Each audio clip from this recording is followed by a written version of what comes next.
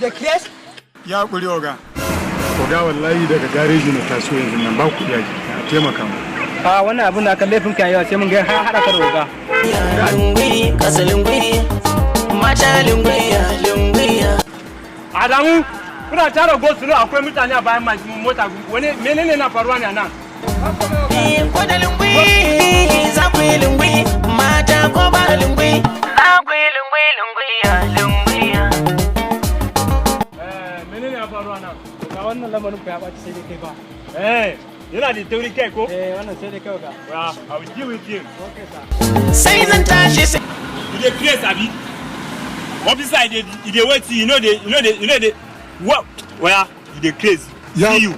Ya ba hakuri ka da oga. hankali wannan officer yana sayar da kai kana so ka taka shi ne? Ya hakuri oga wallahi Ba ka da ban kula bane. hankali. Wallahi ban kula bane oga. Ai hakuri. Amma dai lokacin da ya tare ka baka taka birki ba ko? Wallahi ban kula bane oga. Ai hakuri dan Allah a taimaka mu oga. No ba zai wa.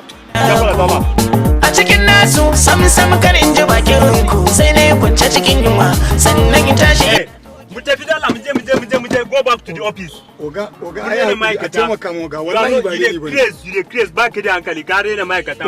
Officer ya sayar da kai a kan hanya saura ka da ka taka shi. Wallahi ban kula bane oga. A taimaka mu ya zani rena hukuma. Shut up. Kai shiru. Wannan tince da ansa. Gwamnati ya hana shi ko bai hana shi ba? Ya hana oga. Ka yarda da laifin ka. Na da oga amun agwa oga. Go. Wallahi daga gareji ne ke oga. Ba wanda na sani a gari nan a taimaka mu oga. Kage wannan ido akwai abin tausayi a ciki ne. Babu alama tausayi ko? Go back to the office. Ba zai hakuri ba ko ka duba shi ido na fa. Ka duba.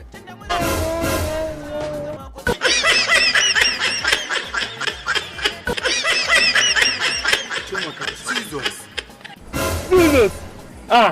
Sai ke bayani da wuri yayi ka ce ke dan wane. Ba da ma mu je kawai.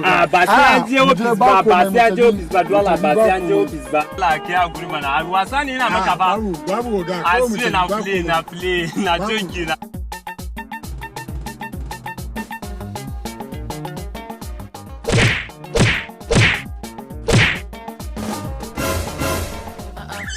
Hehehe